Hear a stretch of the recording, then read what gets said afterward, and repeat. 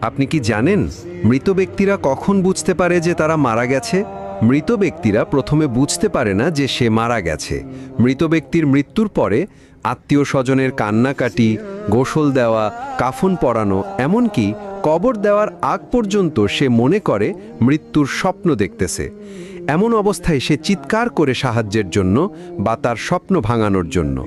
কিন্তু আফসোস, কেউ তার চিৎকার শুনতে পায় না। যখন সবাই তাকে দাফন করে চলে আসে, তখন মৃত ব্যক্তি একা হয়ে যায়।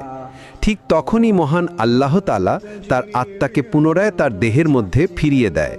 প্রথমে মৃত ব্যক্তি এটি ভেবে নেয় যে হয়তো তার খারাপ স্বপ্ন শেষ হয়ে গেছে এবং সে ঘুম থেকে জেগে উঠেছে। তাই সে আল্লাহর কাছে কৃতজ্ঞতা প্রকাশ করে। এরপর সে তার শরীর স্পর্শ করতে থাকে, যা কিনা সবেমাত্র দাফন করা হয়েছে। তখন সে বলতে থাকে, আমার শার্ট কোথায়, আমার প্যান্ট কোথায়?